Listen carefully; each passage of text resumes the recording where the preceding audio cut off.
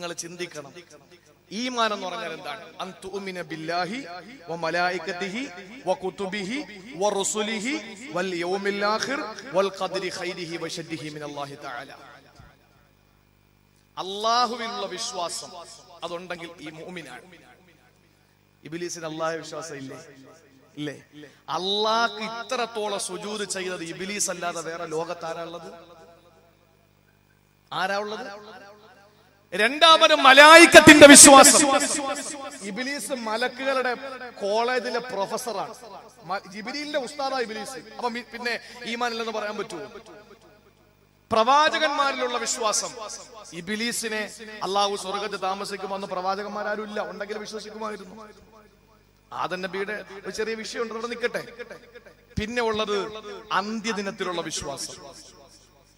അന്ത്യദിനത്തിലുള്ള വിശ്വാസം ഇല്ലാത്തത് കൊണ്ടാണോ ഇബ്ലീസ് അള്ളാഹുവിനോട് പറഞ്ഞത്, നീ ശപിച്ചോ, എന്നെ ആട്ടി പുറത്താക്കിക്കോ, എനിക്ക് ഒരൊറ്റ ആഗ്രഹമുള്ളത് സാധിപ്പിച്ചു തരണം. എന്താ ആഗ്രഹം? അന്ത്യദിനം വരെ എനിക്ക് എന്താണ് ആയുസ് നീട്ടിത്തരണം, ഖിയാമത്ത് നാൾ വരെ എനിക്ക് ആയുസ് നീട്ടിത്തരണം. അപ്പോ വിശ്വാസം അതുകൊണ്ട്. അപ്പോ ഇബ്ലീസ് വിശ്വാസിയാ. അപ്പൊ ഇബ്ലീസ് സ്വർഗത്തിലല്ലേ പോകേണ്ടത്?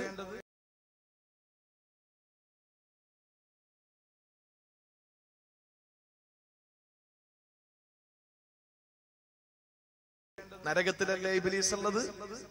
എന്താ കാര്യം? അവിടെയാണ് ഇബ്ലീസിന് സംഭവിച്ചു പോയ പിഴവ്. അത് അഹങ്കാരമാണ്. അല്ലാഹ് പറഞ്ഞു, അബാ വസ്തക്ബർ.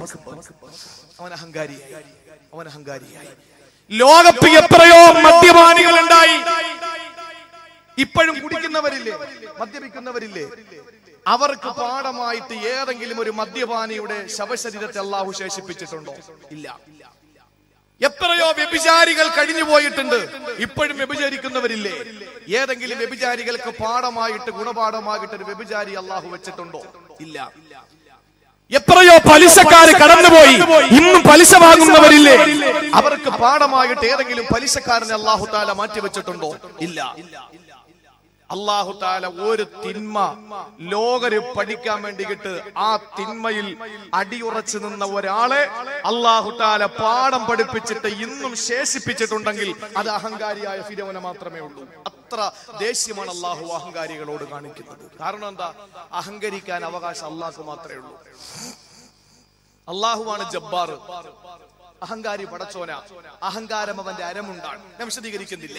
അതുകൊണ്ട് എന്റെ പ്രിയപ്പെട്ടവരെ, നമ്മൾ ഒരിക്കലും അഹങ്കരിക്കാൻ ഒരിക്കലും നമുക്ക് അവകാശമില്ല.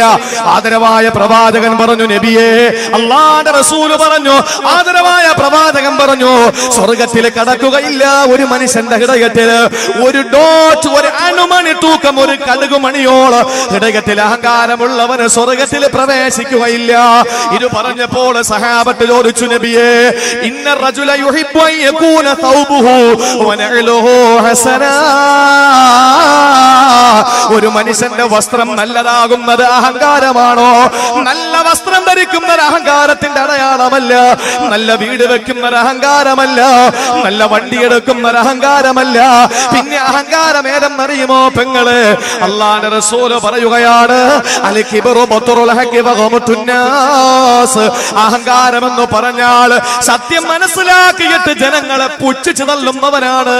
സത്യമേതെന്നവനറിയാ, യാഥാർത്ഥ്യമേതെന്നവനറിയാ, ധർമ്മമേതെന്നവനറിയാ, നീതിയേതെന്നവനറിയാ, എന്നിട്ട് അത് മറച്ചു വെച്ചുകൊണ്ട് ജനങ്ങളെ പുച്ഛിക്കുന്നവനാണ്. സഹോദരങ്ങളെ, അഹങ്കാരി എന്ന് അല്ലാഹുവിന്റെ പരിശുദ്ധനായ കാരുണ്യത്തിന്റെ തിരുദൂതനായ ലോകത്തിന്റെ നായകൻ നബി മുഹമ്മദ് മുസ്തഫ സഹോദരങ്ങളെ, കുഞ്ഞുങ്ങളെ പോലും വെറുക്കുകയാണ്. മുലപ്പാല് കൊടുക്കുന്ന പൊന്നുമക്കളുണ്ടല്ലോ, ആ ഒന്നും അറിയാത്ത, ലോകമറിയാത്ത, ലോകരെ അറിയാത്ത, ഒന്നും അറിയാത്ത ബാലചാപല്യമുള്ള കുഞ്ഞുമക്കൾ പോലും വെറുക്കുന്ന ഒരു വിഭാഗമാണ് അഹങ്കാരികള്. അഹങ്കാരികളെ ആരും ഇഷ്ടപ്പെടൂല. അഹങ്കാരികളെ എല്ലാരും വെറുക്കും. നമ്മൾ പറയല്ലോ, അവന് വലിയ തലക്കനമാണ്, വലിയ ഹെഡ് വെയിറ്റ് ആണ്. അഹങ്കാരം കണ്ടോ? എന്റെ പ്രിയപ്പെട്ട സഹോദരങ്ങളെ, ഇത് അഹങ്കാരികൾക്ക് മനുഷ്യൻ വെറുക്കുന്ന ഒരു സ്വഭാവമാണ് അഹങ്കാരം. ആരും ഇഷ്ടപ്പെടൂല. കള്ള കുടിക്കുന്നവനെ അത്ര അങ്ങോട്ട് ആരും വെറുക്കൂല. എന്താ കാര്യം? അവൻ കുടിച്ച അവന്റെ വീട്ടിൽ പോയി കിടക്കും, അവൻ ലോകത്തിന്റെ മുമ്പിൽ കാണിക്കുന്നില്ല. വ്യഭിചാരികളെ ജനങ്ങൾ വെറുക്കും, പക്ഷേ ഇത്രത്തോളം വെറുക്കില്ല. കാരണം അവൻ ആരും അറിയാതെ വ്യഭിചരിക്കാൻ പോകുന്നത്. അങ്ങനെ തന്നെ വാങ്ങുന്നവനെ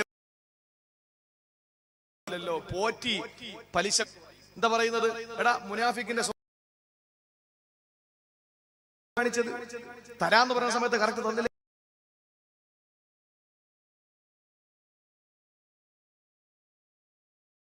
ഏറ്റവും കൂടുതൽ വെറുക്കുന്ന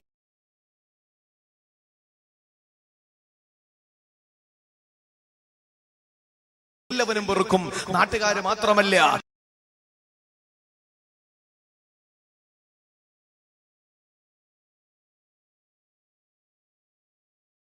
മുസ്തഫായത്തിൽ തൊട്ട് സംസാരിച്ചവര് 3 പേരാണ്. ഒന്ന് ജുറൈജ് റളിയല്ലാഹു അൻഹുവിന്റെ ചരിത്രത്തിലെ കുട്ടിയാണ്, പറയാൻ നമുക്ക് സമയമില്ല. 2 റൂഹുല്ലാഹി ഈസാ അലൈഹിസ്സലാത്തു വസ്സലാമയാണ്. 3-മതോ ഒരു ഇസ്രായേലിലെ കുട്ടിയാണ്, തൊട്ടിൽ കിടന്ന് സംസാരിക്കുന്ന കുട്ടി. അത് അത്ഭുതമല്ലേ? നമ്മുടെ ചെറിയ മക്കൾ എന്തെങ്കിലും വലിയ വായിൽ വർത്തമാനം പറഞ്ഞാൽ, നമ്മുടെ കുഞ്ഞുമക്കൾ എന്തെങ്കിലും വലിയ വർത്തമാനം പറഞ്ഞാൽ നമുക്ക് അത്ഭുതം തോന്നും അല്ലേ? ചെറിയ മക്കൾ എന്തെങ്കിലും വലിയ വർത്തമാനം പറയുമ്പോ നമ്മളൊക്കെ പറയുന്നത് പോലുള്ള വർത്തമാനം കൊച്ചുമക്കൾ വീട്ടിൽ പറയുമ്പോ നമ്മൾ പറയില്ലേ, അത്ഭുതത്തോടെ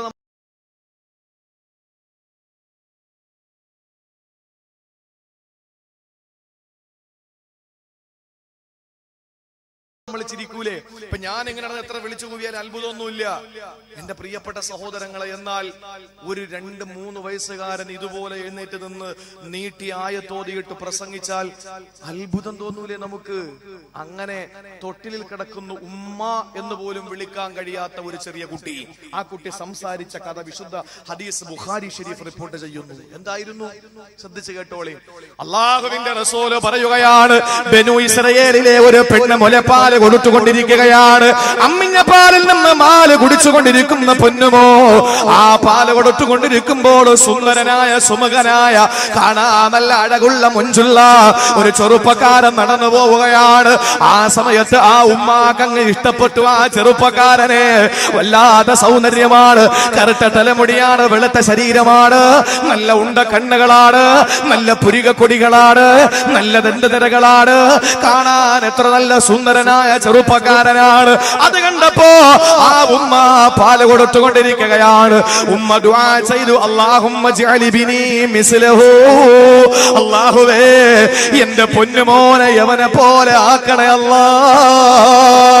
റിയാലിറ്റി ഷോകളിൽ പാട്ട് പാടുന്ന കുഞ്ഞുങ്ങളെ കാണുമ്പോ, അതുപോലെ കുട്ടിപ്പട്ടാളത്തില് മണിയറ രഹസ്യം പരസ്യമായിട്ട് വിളിച്ചു പറഞ്ഞിട്ട് വാപ്പായുമായ കളിയാക്കുന്നത് കാണുമ്പോ നമ്മൾ പറയാറുണ്ട്, പടച്ചോനെ എനിക്ക് കൊണ്ടൊരു സാധനം. ആളുകൾ എന്ത് ചോദിച്ചാലും മിണ്ടൂല. കണ്ടോ ഒരു കുട്ടി എഴുന്നേറ്റിരുന്ന് പറയുന്നത്, മണിയറയിലെ രഹസ്യം വാപ്പയുമ്മയും മണിയറയില് ചെയ്യുന്നത് ഒളിച്ചു നിന്ന് കാക്കോല് പഴുതിലൂടെ നോക്കിയ പൊന്നുമോന് കുട്ടിപ്പട്ടാളത്തിന്റെ പേര് പറഞ്ഞ് ചെയറിൽ കേട്ടിയിരുത്തിയിട്ട് ചാനലിലൂടെ ലോകത്തിന്റെ മുമ്പിൽ കാണിച്ചു കൊടുക്കുകയാണ്. വാപ്പയും ഉമ്മയും ഇങ്ങനെയാണ് ജീവിക്കുന്നതെന്ന് പറഞ്ഞിട്ട് നാണം കെട്ട മുസ്ലിം പെണ്ണേ, നാണം കെട്ട മുസ്ലിം പെണ്ണേ, നിങ്ങൾ ഇനി എന്ത് പറഞ്ഞാലും ചാപ്പാട് തന്നില്ലെങ്കിൽ ഞാൻ പറയുകയാണ്, നാണം കെട്ട പെണ്ണേ, നാണമില്ലാത്ത പെണ്ണേ. മലപ്പുറം ജില്ലക്കാരിയായ ഒരു പെണ്ണുണ്ടല്ലോ, സുരേഷ് ഗോപിയുടെ മുമ്പിൽ ചെന്നിരിക്കുകയാണ്. പുള്ളിക്ക് ഇപ്പൊ വേറെ ജോലിയൊന്നുമില്ലല്ലോ, എല്ലാവരെയും കോടീശ്വരാക്കാൻ വേണ്ടി നടക്കുകയല്ലേ. ദേ പോയി ദാ വന്നു, ദാ പോയി ദേ വന്നു, ഡീലും നോ ഡീലും പറഞ്ഞുകൊണ്ട് നിങ്ങൾക്കുമാകാ കോടീശ്വരൻ എന്ന് പറഞ്ഞ് മലപ്പുറത്തെ പെണ്ണിനെ പിടിച്ചിറക്കിയിട്ട് മത്തയിട്ട പലതയിട്ട അവിടത്ത് മറച്ചു നടക്കുന്ന പെണ്ണുങ്ങളെ വിളിച്ചു കൊണ്ടുവന്ന് മുമ്പിലിരുത്തിയിട്ട് പെണ്ണുങ്ങളോട് ചോദ്യം ചോദിക്കുകയാണ്. അങ്ങനെ ഒരു മലപ്പുറത്തെ മുസ്ലിം താത്ത പോയി അവള് ചെയറ് കയറിയിരുന്നപ്പോൾ അവളോടൊരു സിനിമ ഇട്ടുകൊടുത്തിട്ട്, പണ്ടെന്നോ നസീറിന്റെ കാലത്തോ അതല്ല ഏതോ ഒരു കാലത്ത് വന്ന ജയന്റെ കാലത്തുള്ള സിനിമയാണ്, ആ സിനിമ ഇട്ടുകൊടുത്തിട്ട് മമ്മൂട്ടിയുടെ ചെറിയ പ്രായത്തിലുള്ള ചേലാകർമ്മ ചെയ്യുന്നതിന് മുമ്പുള്ള ഒരു സിനിമയുടെ ശബ്ദരേഖ ഇട്ടുകൊടുത്തിട്ട് ഇത് ഏത് സിനിമയുടെ എന്ന് ചോദിച്ചു. ചോദിച്ചപ്പോൾ മലപ്പുറത്തെ മഫ്തയിട്ട മുസ്ലിം പെണ്ണ് ഉടൻ തന്നെ മറുപടി പറഞ്ഞു. സഹോദരങ്ങളെ, ആ പെണ്ണിനോട് റിപ്പബ്ലിക്കുമായി ബന്ധപ്പെട്ട രാജ്യത്തെ പറ്റി ഒരു ചോദ്യം ചോദിച്ചപ്പോൾ ആ പെണ്ണ് ആ സെക്കൻഡിൽ തന്നെ മറുപടി പറഞ്ഞു. മൂന്നാമത് ആ പെണ്ണിനോട് ചോദിച്ചത് ആരാണ്? ബിജെപിയുടെ MP ആയ സുരേഷ് ഗോപി എന്ന് പറയുന്ന സിനിമാ നടനായ ആ സുരേഷ് ഗോപി ചോദിക്കുകയാണ്, വിശുദ്ധ ഖുർആനില് ഒരു സ്ത്രീയുടെ പേരിൽ ഒരു അധ്യായമുണ്ട്, ഏതാണ്? എന്നിട്ട് 4 ഓപ്ഷൻ കൊടുത്തു. A Ayesha, B Fathima, C Khadeeja, D Mariyam എന്ന് കൊടുത്തിട്ട് ആ പെണ്ണിനോട് ചോദിച്ചു, ഇത് ഏതാണ്? ആ ഖുർആനിലെ പറയപ്പെട്ട അധ്യായം ഏത് പെണ്ണിന്റെ പേരിലാണ് എന്ന് ചോദിച്ചപ്പോൾ മലപ്പുറം ജില്ലയിലെ മുസ്ലിം പെണ്ണേ, കേരളത്തിലെ മുസ്ലിം വനിതകളെ മൊത്തത്തിൽ ആക്ഷേപിച്ച നാണം കെട്ട പെണ്ണേ മറുപടി പറഞ്ഞത് എന്തെന്നറിയോ? 60 സെക്കൻഡ് തലകുനിച്ചിരുന്നിട്ട് ഖുർആനിന്റെ വക്താവെന്ന് പറയുന്ന മുസ്ലിം പെണ്ണ് പറഞ്ഞത് എനിക്കറിഞ്ഞൂടാ, ഓഡിയൻസിനോട് ചോദിക്കാനാണ്. അവിടെ നിന്ന് മറുപടി വന്നു. സഹോദരങ്ങളെ, മറിയമെന്ന് ഹൈന്ദവർക്ക് പോലും അറിയാ, ക്രൈസ്തവർക്ക് പോലും അറിയാ, ഖുർആനുമായി ഒരു ബന്ധമില്ലാത്ത പെണ്ണേ, നിങ്ങളുടെ പൊന്നുമക്കളെ കുട്ടിപ്പട്ടാളത്തിൽ വിടുമല്ലോ, മദ്രസയിൽ വിടൂല, പഠിക്കാൻ വിടൂല, ഇൽമ പഠിപ്പിക്കൂല, പള്ളിയിൽ വിടൂല, പക്ഷേ അവരെ കുട്ടിപ്പട്ടാളത്തിൽ ചെപ്പിരുത്തിയിട്ട് അവിടെ കൊണ്ടിരുത്തിയിട്ട് വാപ്പയും ഉമ്മയും വീട്ടിൽ ചെയ്യുന്ന ആ കാര്യങ്ങൾ മുഴുവനും വിളിച്ചു പറഞ്ഞ് കയ്യടി വാങ്ങിയിട്ട് എന്തു കിട്ടാനാണ്? എന്റെ മുസ്ലിം പെണ്ണേ, മുസ്ലിം പെണ്ണേ, മാറണേ, ഇല്ലെങ്കിൽ മാറുമേ. അല്ലാഹു നമ്മളെ മാറ്റുമേ, നമ്മളെ മാറ്റുമേ. അല്ലാഹയോട് കളിക്കല്ലേ. ഇന്നഹും യകീദൂന കൈദ വഅകീദു കൈദ. അല്ലാഹ് പറഞ്ഞു, അവരെന്നെ ചതി കാണിച്ചാൽ ഞാൻ ചതിക്കും, ഞാൻ ചതിക്കും, ഞാൻ ചതിക്കും. അല്ലാഹ് പറയുകയാണ്, അല്ലാഹുവിന്റെ ചതി താങ്ങാൻ എന്റെ പ്രിയപ്പെട്ട അതിഞ്ഞാലിലെ പെങ്ങളെ നിനക്ക് കഴിയൂല. അതുകൊണ്ട് മാറിക്കോ, നിന്റെ ജീവിതത്തെ അടിമുടി മാറ്റിക്കോ, ജീവിതത്തെ മാറ്റിമറിച്ചോ.